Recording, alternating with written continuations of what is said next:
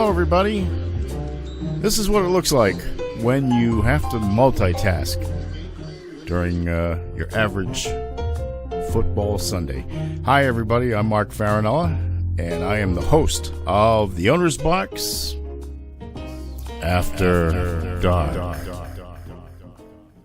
And this is episode 33 of this ongoing experiment in video/audio communication with the world. Of course, I am the former sports editor, assistant sports editor, Patriots beat writer, sports columnist, and award-winning schmo from a newspaper in southeastern Massachusetts, where I spent 41 years. And now I am a fledgling broadcaster and a blogger and a podcaster and so many other things. So many things you couldn't keep up with it. But anyway, we are recording this on Sunday, December 20th, 2020, here in the palatial surroundings of Fulton Pond Studios in Mansfield, Massachusetts. As always, of course, this is Studio A where I am, and I am here to talk about some football and some other happy stuff, I guess, maybe happy. But before we get into that, first of all, as per our normal circumstance here, I will reveal that the beverage of choice tonight is not one that I normally am drinking. It's delicious, though. It's tea. Can you believe it? I'm drinking tea from the Twinings Tea Company. I think that's how they say it's pronounced. From England, of course. Earl Grey. Just like Patrick Stewart. Earl Grey, hot. Make it show. Yes, this is delicious stuff. I do enjoy it. And it also helps keep the pipes going in the winter months, as many of the folks who do broadcasts will let you know that they like to have tea before they do play-by-play, just because it keeps their keeps a warm feeling inside. And that is good. The mood candle tonight, of course, keeping within the holiday spirit, and we are getting close to those holidays, whoop-de-doo, is, of course, the Yankee Candle Evergreen Mist. A forest in my studio. I love it. Well, let us get into things right off the bat tonight, shall we? As I pull out Hugh Hefner's pipe. Still don't have anything in it. Maybe one of these days. I don't know. I never liked smoking. Never in my life. I tried a couple of cigarettes in my youth, I would have to say. Probably smoked a cigar every now and then, only though I didn't inhale them. I just like, oh, I'm tough. Oh, I'm tough. Yeah, it didn't go over big. I just didn't like the aftertaste. And, of course, the other fact is I have never smoked pot. Yeah, I'm probably one of the last of the Mohicans, as they say. I just never, I couldn't handle booze, so why would I handle something else? And I didn't like smoking. I spent the first 17 or 18 years of my life in my home, which of course is this house right now, but many years removed from my initial days there. My mother was a chain smoker, and although she did live to a ripe old age, I would have to say that many of the years of her life were not spent as happily as they could have been because of the emphysema she developed. And I would have to say it's probably because of the smoking habit. She gave it up for the last 20 years. But by that time, the damage had been done. So, but I was also kind of, secondhand smoke was second nature to me. And I've mentioned that before here on the Owner's Box After Dark. And I won't go through that whole story again, but I think that's why I grew up with an aversion to smoking and thus never really wanted to and thus never have. But I like the prop. I mean, it's a great prop. I mean, it's, after all, if I'm going to use the After Dark name, I can't get used to using it with my right hand because I know I should because of the backdrop. it kind of gets lost against this backdrop. But left-handed, for some reason, is the way I would, if I were a smoker, this is where it would be. So, same thing with drinking. With liquids, I don't drink with my right hand. I'm a right-handed writer. I throw righty, although I can actually throw with both arms. I tore a rotator cuff years ago, and so I kind of taught myself how to throw left-handed. I don't have as much heat on it, but I can be accurate with it, and it seems natural now. It was just a matter of just reversing the steps in my head and remembering that a motion that I would make had to be fluid and worked. It's too bad I was never any good at it, but I mean, never good at anything. I mean, athletically, to be honest. I mean, lots of spunk, lots of spirit, lots of heart, no talent. But I can do that. I can't write with both hands. I'm a right-handed writer. So, but anyway, New England Patriots. For the first time since the 2008 season, the Patriots will not be going to the playoffs. That is pretty impressive. But not the performance today. They lost down in Miami to the Miami Dolphins by a score of 22-12. Patriots gave them a good go. They were up 6-0 at halftime, 9-7 after 3, but finally got worn down at the end. And it just look, let's face it. This year, if you want to know what kind of a year it's been for the Patriots, to tell you the truth, when both your kicker and your punter are your most consistent and talented athletes, you know you got a problem. Nick Folk hasn't missed a field goal since week 2 of the season. Good for him. And, you know, here's a guy who was basically cast onto the trash heap of the NFL. Had a cup of coffee with the Patriots during the last injury that Stephen Gostkowski suffered before he was released, and came in this year. And I'll be honest, most of us probably felt that he'd last for a few weeks and then they'd find somebody else. And remember, they drafted a guy. The guy's name is Rohrwasser. I can't remember his first name. All I remember is he has white supremacist tattoos all over his arms, and he claims he didn't know what the hell those were when he had them made, had them put in his body permanently. Yeah, right.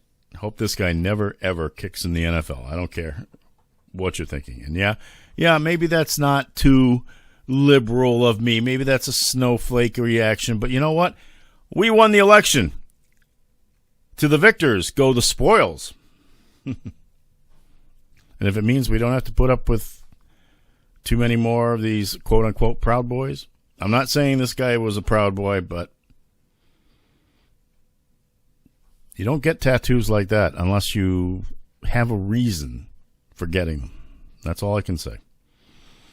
Like all the tattoos I have, they all say nothing because I have none. My body is a temple, and it's the size of Temple University. But no, I never wanted to get a tattoo either. I'm a real just white bread. That's all there is to it. I do like my team. Anyway, the Patriots today. I think everybody talks about the first time a rookie quarterback faces a Bill Belichick defense.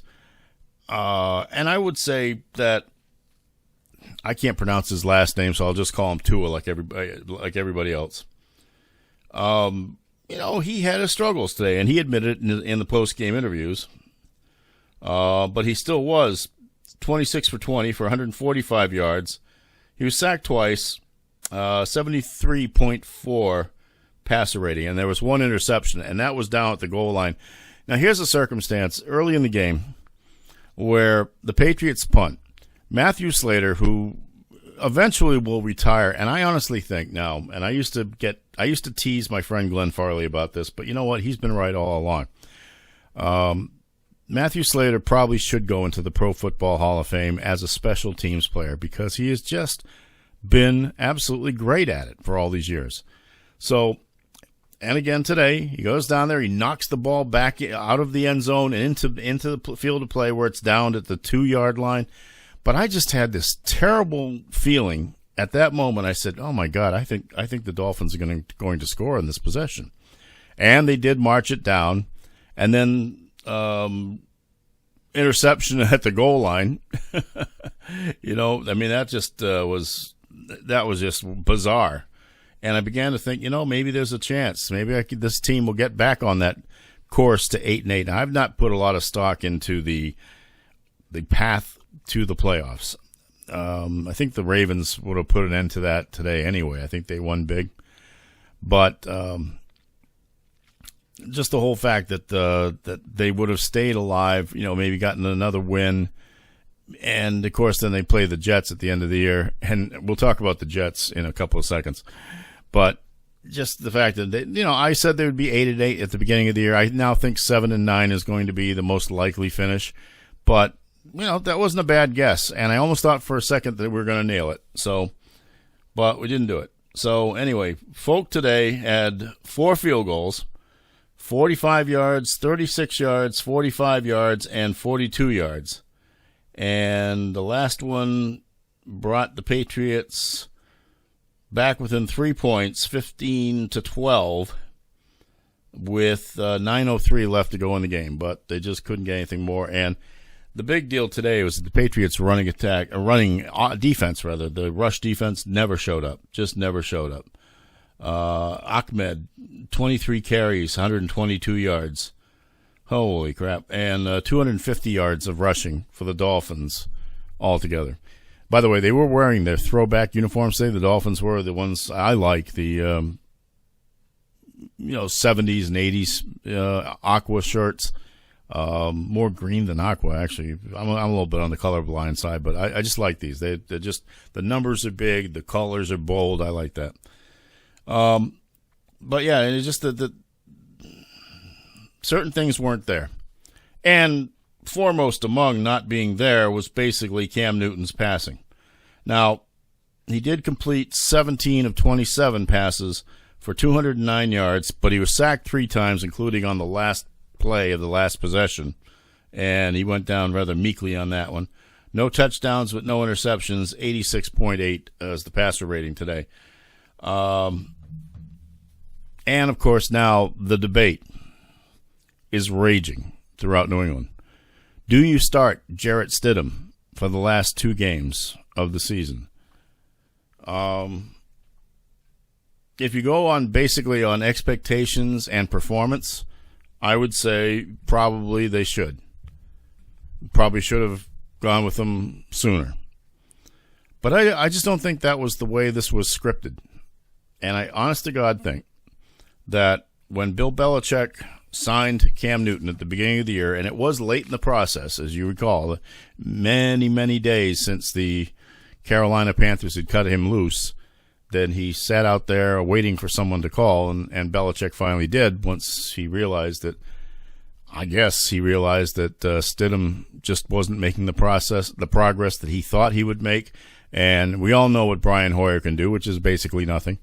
He's a great mentor, et cetera, et cetera. He's, again, a great guy and all that. But I just, look, he's not a pro-level quarterback. And I don't care how many teams he's played with, he's always going to be that guy. So that's not going to change. So the Patriots went with Cam Newton, weren't quite sure what they were going to get. Everybody thought that he was going to be fired up to play and wanting to prove himself. But I think there were things outside of the first couple of games where it was more his running ability that caused everybody to kind of raise their eyebrows and say, wow, look, this guy can still play. He's running the ball and he's fearless. I think we've seen over the course of the season that his arm strength is not there. It's erratic. He doesn't really trust the long ball anymore.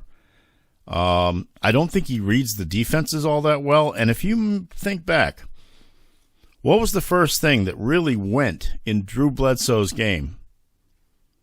And you could see it more when he went to the Buffalo Bills than in his last year and one plus game into the 2001 season with the Patriots.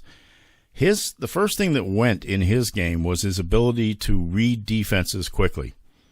And as a result, he was throwing to his binky all the time, who at that time was Ben Coates, or basically just winging the ball on a prayer, or trying to do something to get himself out of trouble because he wasn't reacting well. And, of course, then afterwards, you could see it with Buffalo and then with Dallas thereafter, that he just really – the abilities that made him a good quarterback, a solid, close to great quarterback early in his career with the Patriots, had eroded. And it wasn't necessarily physical, but it was mental, recognition-wise. And I think that's what's happened to Cam Newton. And over the course of the season, I'd say it regressed. I think he went to the run too often. And, of course, remember, he did have a interruption there when he was diagnosed with COVID-19. 2 weeks out and a quick recovery. But some people suggest that there was that COVID fog that existed afterwards. And it seems that his decision-making wasn't great. He lost confidence in certain parts of his games. He did focus in on a couple of binkies. Jacoby Myers was one. And and of course, and I have to say, too, that in a lot of cases, the talent around him wasn't great. I think that the lack of a solid, consistent tight end was a real damaging factor to this Patriots offense. The Patriots' running attack just was inconsistent. I think you saw Sony Michel at the beginning of the year show some promise. Looked like he came in with the intent to be a little bit more aggressive and be a little bit more straight ahead type of guy. But then he kind of got back to his old bad habits, and they finally gave Damian Harris a chance to prove himself. And when they did that, I think you could find that there were some really high hopes for him at that point. I mean, I think that all things considered, he has the potential to be a workhorse. He's a guy that you can put the team on his back, and he'll no nonsense, straight ahead running, which is something we've wanted to see for a long time out of one of these backs. But he's been a little bit banged up, so they went back to Sony Michel today, and it wasn't awful. It wasn't awful. I mean, I think when there's a threat to your job, you kind of respond that way. Michel did get 74 yards on 10 carries. 7.4 yard average is great, but they only rushed the ball 22 times as opposed to 42 for the Dolphins. So basically, this season was kind of doomed before it started. Let's face it. I mean, the loss of many factors, and not just Tom Brady. The question now is, where do you go from here? Now, of course, today on the fifth quarter broadcast on Channel 4, or actually Channel 38, the talking heads, Scott Zolak and Christian Fourier, both were calling for Cam Newton's head, basically. Zolak especially. He's a guy, career backup, and he certainly was outspoken today about what a guy who's going to rank at many of the top of the all-time quarterback productivity ratings. It's easy to be the number two guy talking about the number ones, but they have a point. I mean, he hasn't shown anything, but here we are. We are 15 weeks into a 17-game schedule, 16 games on that schedule, 2 more to play. And what's the point? Are you going to learn anything more about Jarrett Stidham now at this point? I don't know. I honestly don't know. I think that you start him against the Buffalo Bills on Monday Night Football, and you're doing the kid a disservice. I mean, he may be chomping at the bit for that, but I also think the Bills are going to be pretty full of themselves, having won the AFC East for the first time in about 1,000,000 years, and they would tee off on the kid. And then if you play him against the Jets in the final, well, what do you find out from that? It's the Jets, and they won today, and that is the whole point of why I would even say one word about the New York Jets, is that they beat the Rams 3 points and screwed themselves out of the number 1 draft pick as a result. So Trevor Lawrence is out of the picture for them now, unless they do some sort of miraculous trade, which I think, they'd have to trade like 5 first-round picks for the next few years, plus every other pick they have this year, and maybe even a player or two, to even make any other team try to think about, well, do we give up this kid who's going to be a franchise quarterback, or do we just let the Jets be the Jets? Do they go for the Ohio State guy after that? Well, look, I saw him play against Northwestern the other day, and we'll get into the Northwestern Wildcats shortly. And I was sort of impressed, but not overwhelmed by the guy. And that's probably because he did get a wrist injury during the game. So, but the Jets basically screwed themselves today. And if I'm a Jets fan, thinking that the only choice they had was to just get these last 2 games out of the last 2 or 3, I guess, however many they got, just get it out of the way, and get the number 1 pick. They've got to be just absolutely pissed today. Absolutely. So, now what will the Patriots do? I think that Belichick told Newton, you have the season. You'll be my quarterback this year, unless you completely stink it out, at a point where it is going to ruin our chances to make the playoffs. And he didn't really do that. They were very close all year long. I mean, they did some things good, and then they didn't do enough things good. And that was the problem the whole year with this team. But they were in contention until this week. So I think he said to Newton, look, you're a veteran. You've accomplished a lot in this league. I respect that. And you have the season to rebuild your career. And if you want to go elsewhere after this, fine. If somebody else wants to give you a bigger contract than we'd give you, absolutely fine. But here's your chance to resurrect yourself right now. Well, to be honest, I think Newton gave it his best. I don't think he has it in him. I think retirement is probably his best option at this point.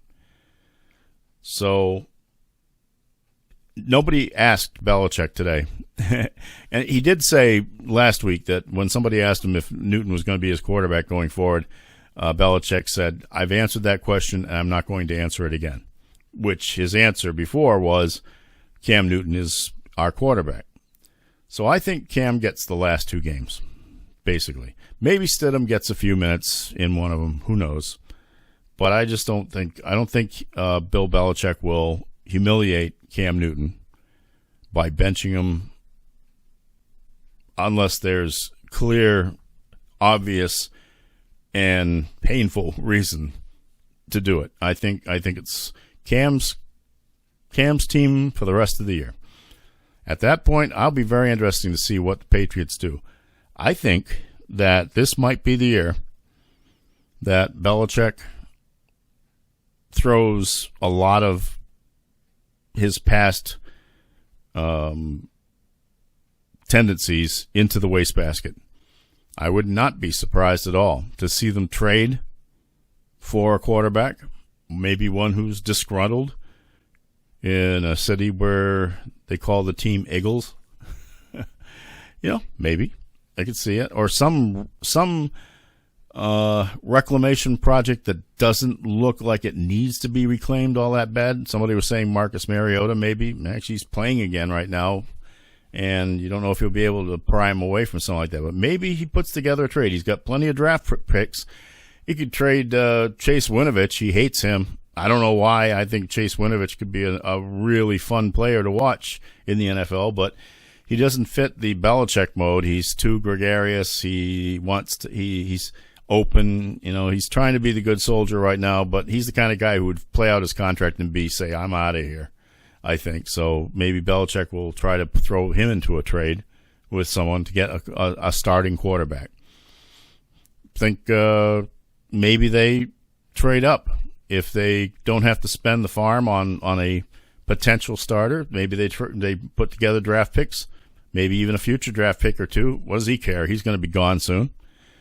And try to move up in the draft for one of the fairly good quarterbacks. They're not going to get Trevor Lawrence, but who knows who's out there. Maybe there's one or two of them that could drop down to about the 7, 8, 9, 10 area, and maybe Belichick could get up there. And then I think they still keep Stidham. I think they keep Stidham around just to give him one more shot. And if he doesn't pan out, then they go with the two guys that they got through other moves, or maybe it's just, the guy they traded for and Stidham, or Stidham goes on the practice squad again. Who knows?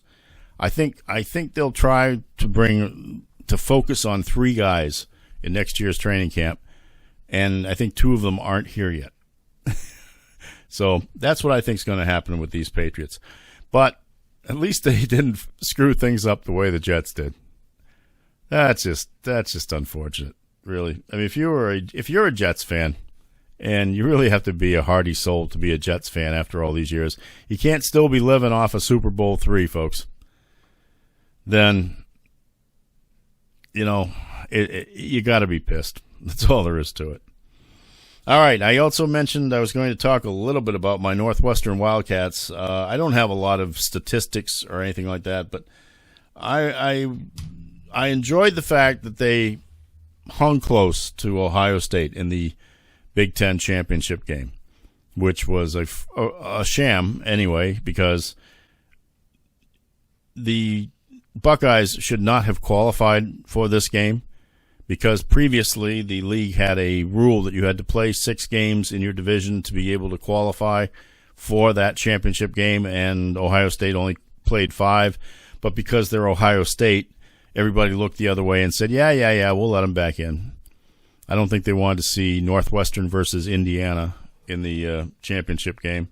Although, I'll tell you, people are starting to notice the Northwestern Wildcats. Cue the music, Mr. Music.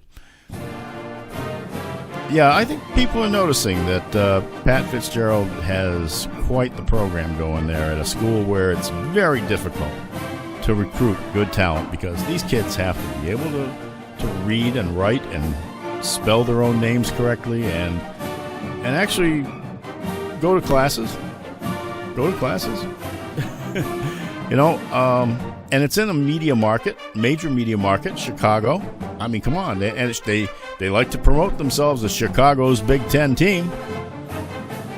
Well, they are. I mean, Evanston's only 11 miles away from the center of Chicago. I mean, come on. So I think people are starting to pick up and say, hey, look, it's a good story. It's like Duke in basketball. Again, Duke is a great program, really a great program, and they succeed despite having to maintain high academic standards, like Stanford also is another one. Northwestern hasn't gotten to the title situation yet, although watch out for the women's basketball team again. They're getting pretty darn good, and the best player is Steve Burton's daughter, Veronica, who I saw play against Bishop Feehan in the tournament a while back, and yeah, she's I'll tell you one thing, she's really growing and maturing as a player and making great decisions on the court and can do it all. Score, assists, you name it. She practically could sell tickets out front of Welsh Ryan Arena. Is that what they call it? I can't. It's been a while since I've been there. But I think that there are parallels to be drawn there. And, hopefully the Wildcats can continue to build upon it. Now, I've been impressed this year by their quarterback, Peyton Ramsey. Now, he transferred in from Indiana. And there's talk that he could transfer out again and go someplace else in the Big Ten. I mean, these people move so quickly between teams nowadays. I guess they have this thing called the transfer window now. and it was kind of designed so that if you were, say, like you were recruited by a team or something like that, and your coach that recruited you got fired, you had another option to, rather than having to go someplace where you weren't even recruited by these people. Or if you knew you weren't ever going to get to play, you could probably do it. But I didn't know you could do it more than once. So now they're saying they're not even sure if he's going to return next year. Now, look, he played very well at the beginning of this game against Ohio State, but then he had 3 real bonehead errors in the game. 2 interceptions where he was just trying to force something into a bad situation, into coverage, or throwing on the run, or just out of panic. And then he did have a key fumble. But the Northwestern defense is outstanding. They got worn down a little bit, and they did give up 300 yards to some guy, and I forgot his name. Oh gosh, I can't remember. Selman, I think it is, or the running back just went crazy on him, and it reminded me so much of my first year at Northwestern when students would get into the stadium for free, and we were about the only people in it. And I remember Pitt came in to play a non-conference game against the Wildcats, and this young unknown running back named Tony Dorsett ran for like 300 yards against the Wildcats, and after that, he was never unknown again. And when he did it against some good teams after that, then people really sat up and took notice. And, of course, we all know where that story led. But I think that if Pat Fitzgerald can keep this team together, still build on the outstanding core of linebackers and the defense he's put together. And remember, I've told you, he recruits around here, and he's got some guys from Zavarian and St. Sebastian that are on his team that are really good, and I think that you might find that he'll keep going to that well. I know there's always rumors that people say, well, hey, maybe they'll take him and he's a guy who goes someplace else. And I'm sure there are pro teams that would love to have him. I always hear from the Chicago Bears fans that would love to see him take over the Bears, but I'll be honest, I don't think he's going to leave Evanston. You remember, he played for Northwestern. He was an outstanding linebacker for the Wildcats. I absolutely do not think that he wants to leave there until he at least really accomplishes something big. Getting to the championship game is not enough. Winning it has got to be something more that has got to be on his bucket list. So, hooray for the Wildcats. Nice season, guys. You gave it a good shot. You're probably going to get a good bowl game out of this. And look, as a former Wildcat myself, and I'll tell you this story real quickly. First of all, I'm proud of you guys. Every year I get a mailing from the N Club, which is the varsity club, and it always has a letter inside it that says, "Dear Mr. Farinella, as a former Northwestern varsity athlete, you can appreciate the sacrifice it takes to keep a program running at its most accomplished level." Well, I was never a Northwestern varsity athlete. I would have loved to have been. I had no talent in anything except journalism. But I did work for the athletic department, taking pictures. I was a semi-skilled photographer in those days, and I took pictures of swim meets. I took pictures of track meets, of bowling. Never got onto the field for the football games except as a fan in the stands. But they paid me money, and somewhere along the way, apparently, in the athletic department at Northwestern, my name got put into a list of people who had some sort of affiliation with the athletic department. So every year I get this letter that assumes that I was a letter winner. Well, I suppose I could tell people, hey, the school says I am. I could say, hey, yeah, I was a Big Ten athlete. Ha ha. Yeah, the school says so. Well, it's all in black and white here, or purple and white. That's the truth, folks. I appreciate that, but in this year's letter from the N Club, I will admit I sent them the $60 for 1 year's membership. First time since I graduated. We will be back with more after this message. お腹空いちゃったな。なんか手軽に食べれるもんな。腹が減ったらカレー飯も一緒に入ってるぜ。作り方簡単。水を入れたらレンジでチン。なるみちゃんもびっくり。味びっくりなんだけど。ほれほれどうだ、うまそうだろ。4つの味から選べるぜ。イカ八郎もびっくり。たまげた。簡単うまいカレー飯。兄さん、今日の飯はカレー飯だぞ。うわ、やったー。ジャスティスカレー飯。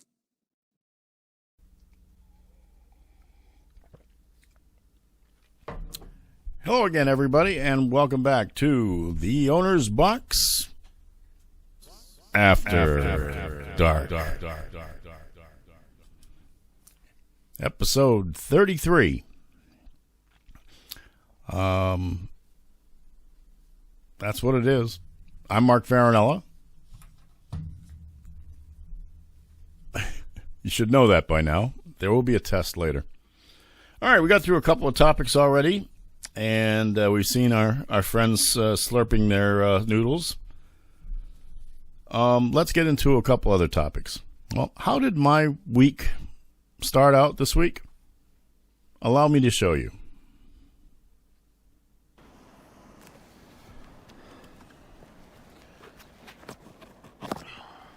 This was basically what I was doing.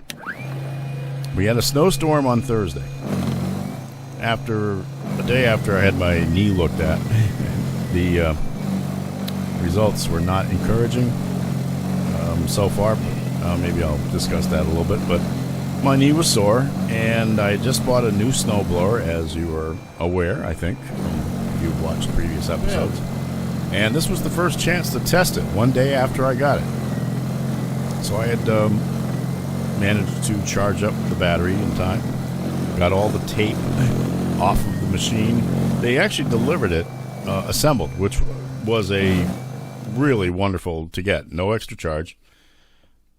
But, I mean, I had to assemble my own lawnmower, I remember back then, and make a long story short, they originally sent me a lawnmower with the bottle of oil inside that you put into it, but the bottle of oil had ruptured, and so oil was everywhere. So I sent the entire lawnmower back thinking there might be some damage or at least oil in wrong places, which might cause a fire and all that. And they took it back and they sent me another one, absolutely perfect new one put together, and it's served me quite well for the last 3 years. Phone, stop whistling at me.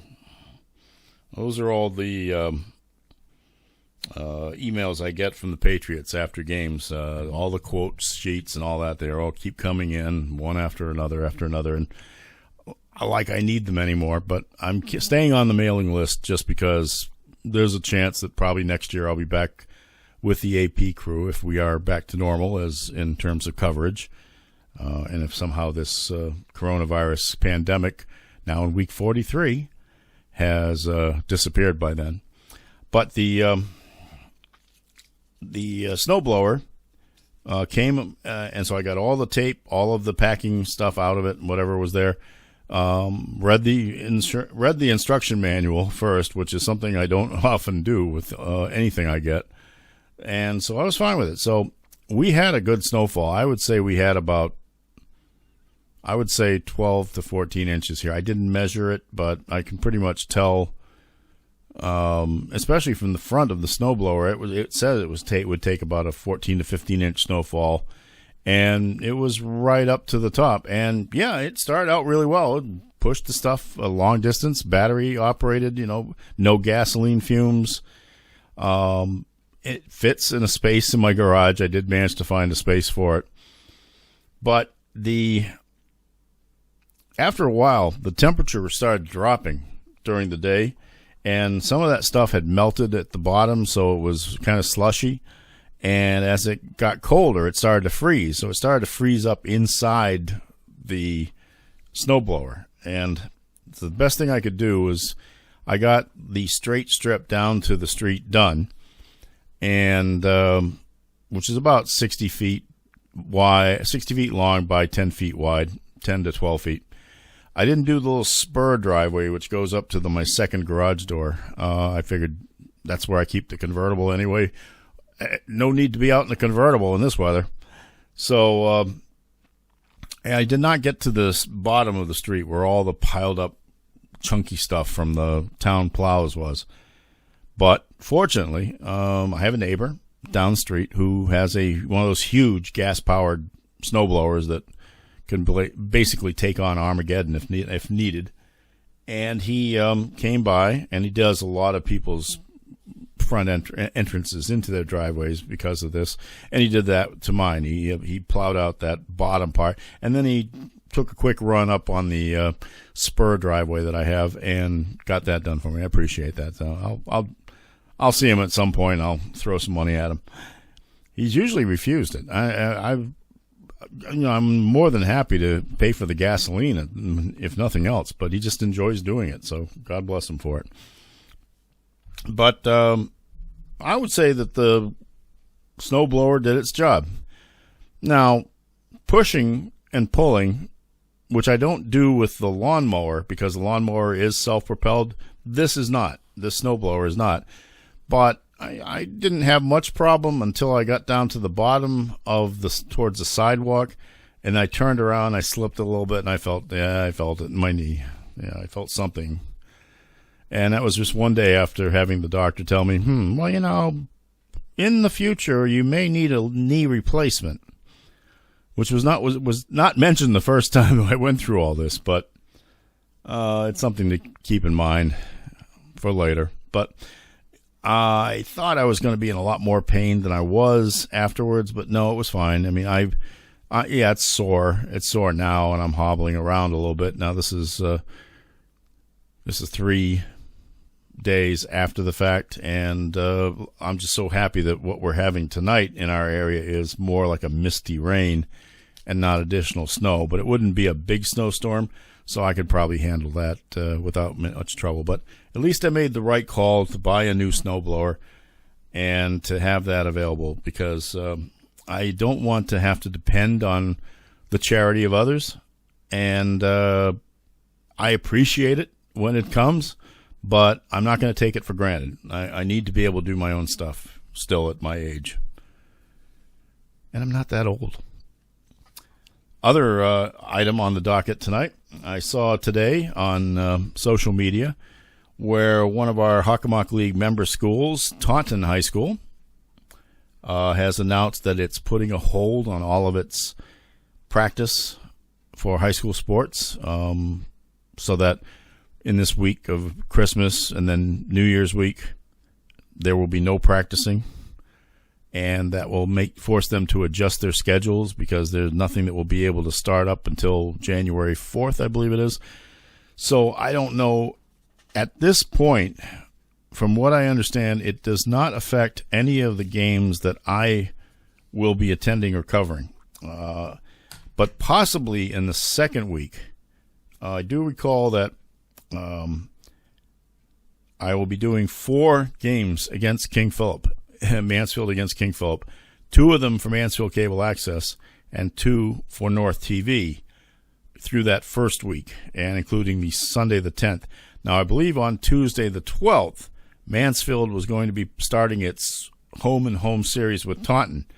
I think the Taunton girls were going to be at Mansfield on the 12th, and I think on the 14th, the Taunton boys would be at Mansfield, and I think we would be planning to do those for Mansfield Cable Access. Now, those may be up in the air at this stage. I don't know.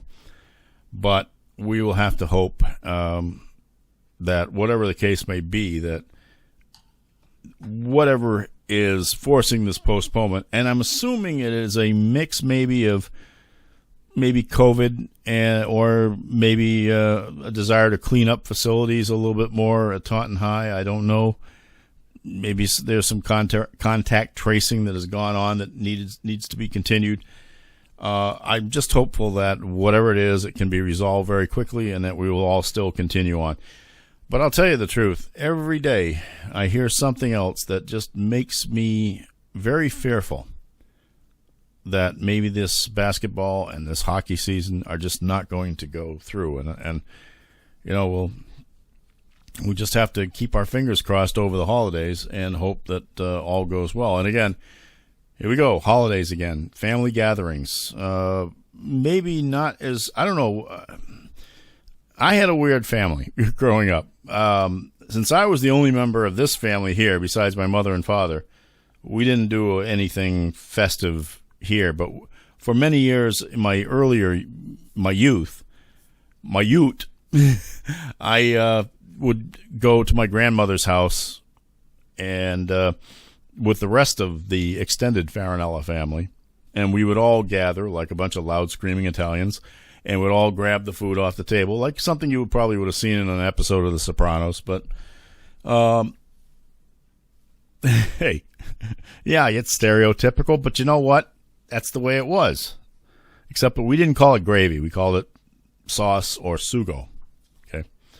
So we, I'm assuming that there is a fear, again, that there will be family gatherings for Christmas, maybe for New Year's somehow, and that COVID panic will follow.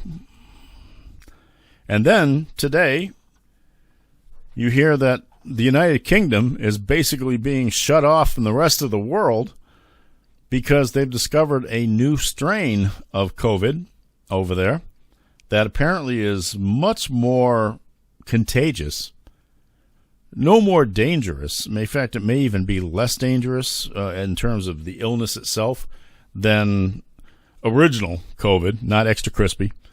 But this one, just people catch it out of thin air, apparently. And so the channel has been shut down. The France isn't letting any Brits into anywhere. I think the Germans are following suit. And, of course, we're letting them fly in and out. What do we care over here? We're COVID central over here. And, sad to report, my favorite Starbucks, the one at Forbes Crossing and at the Mansfield-Foxborough line, technically in Foxborough, has closed. Not permanently, but for the next 2 weeks. And it is because that one of the employees did test positive for COVID-19. Now, I'm sorry to hear that, and I hope everybody will be well. But they made an initial announcement that just said, for undisclosed reasons, we're going to be closed for 2 weeks. And it was on Instagram, and I was kind of upset about that.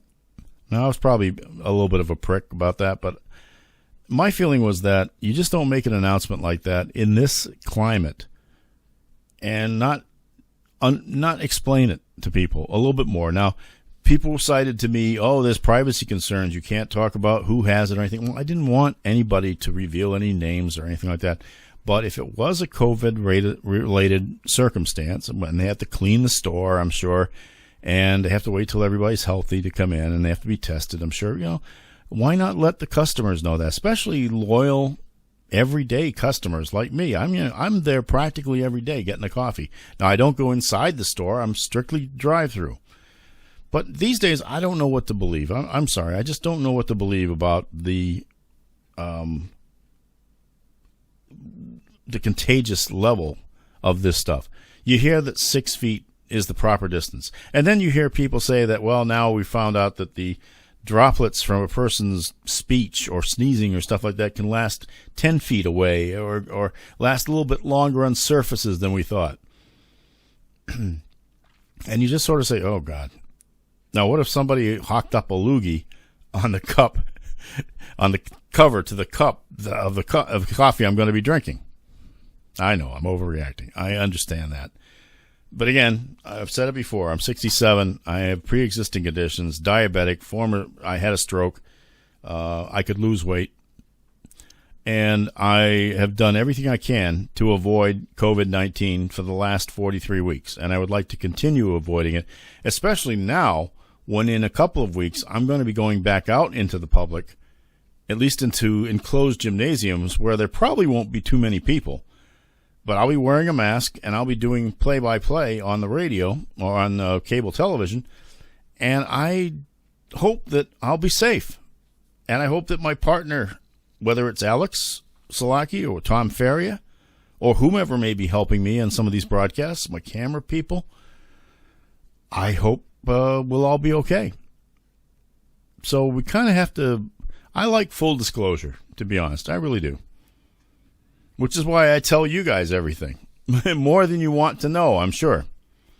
But that's the truth of the matter, is that I'm sad that this store is going to be closed for 2 weeks. It means I have to drive to Plainville or to Walpole or to get my fix of coffee. And now I'm running out of beans here in the house, so I got to go to the supermarket and normally I'd go into a Starbucks and get the beans right inside there, but I just haven't gone. I don't think I've gone in more than once in at least into a store in the last 30 weeks or so. I think maybe I've gone to the kiosk at the Shaw's supermarket in Sharon. And I know down on the Cape, I went into the Mashpee Commons Starbucks a couple of times to pick up a drink, but just to pick it up and go. I just, I'm trying to be safe, and I would appreciate the help. So, yes, they later posted another thing on Instagram that it was a more explanatory thing, and they did say that due to privacy concerns, they would not reveal any personal details, and I don't want them to. And I appreciate the fact that they have to follow that by law.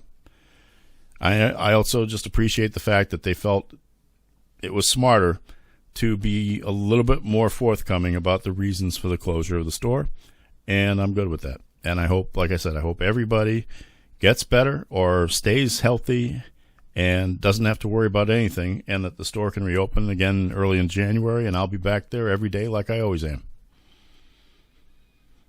Dad, I hate these times in which we live. I really do. I am so looking forward to a climate of hope as opposed to one of despair. And a lot of that will start once we get rid of these idiots in Washington right now who talk about martial law to overthrow elections in certain states where they think they could win if they do it again. I have thoughts about that. I cannot repeat them right now because I'd be getting a knock on the door and these men in dark suits and sunglasses would be wanting to haul me away. So I won't say what I'm thinking. Won't even hint. So, all that being said, I think we can say goodnight on this one. I forgot to put the scrolls up last week, so I will put them up there again. I want you to send me, first of all, I want you to go to my website so you can see all the links to my podcasts and all of the other material I put up there, which is www.theownersbox2020.com. That's the website. Send me emails. I really want to get any kind of feedback from you folks, anything at all. And, of course, that is theownersbox2020@gmail.com. And I want to get snail mail. And, yes, the contest is still going. I did receive one letter in the mail last week, but it was from somebody who I just sent a hat to, so she was very appreciative of it and wanted to thank me for it, but she got the hat for other reasons, so she was not eligible to get the hat in this contest. But you can get one of these beautiful, the Owner's Box After Dark, reverb. I forgot to do it. You can get one of these beautiful hats sent to you if you will just send me an email. A regular letter, a snail mail letter that says, "Hi, Mark, I saw your podcast. Here's my home address. Send me a hat." That's all you have to do. Make sure you have the home address or mailing address, whatever. But only one hat given out. The first one I get. And it's got to come really at the start of this coming week. So as I'm recording it, this is the 20th. I want to see something put in the mail tomorrow morning. So Monday, Tuesday, probably the best shot. I'll wait until I'll cut off after Christmas. If it's that late, I won't. That's it. You're too late. Because I wanted you to do it before Christmas so you could make this a Christmas gift or accept it as a Christmas gift. But one way or the other, the hat contest lasts through this week, and that's that. So please, feel free, send me a letter. I want to thank all the guys at Duck and Cover Productions, and I'm sure I'll be doing another one before the holidays. So please, guys, if I don't go mushy over you right now, that's okay. You understand how I feel. And your names are all at the bottom, in the scroll at the end of this. Please, everybody, you know the drill. Hand sanitizer, best stuff ever. And, of course, masks. Very important. You can help yourself, you can help your neighbors, help your friends, just by putting one of these things on. We won't have to do it forever. A little bit longer ain't going to kill us. In fact, it probably won't kill us if we do it. So, please, enjoy your your January off from football. You won't be watching the Patriots in January, so think of something to do. Take your family. No, you can't do that these days, can you? Hide in the basement for a month. Please, everybody, have a good week leading up to the holiday. I hope to see you before. Take care, and good night, everybody.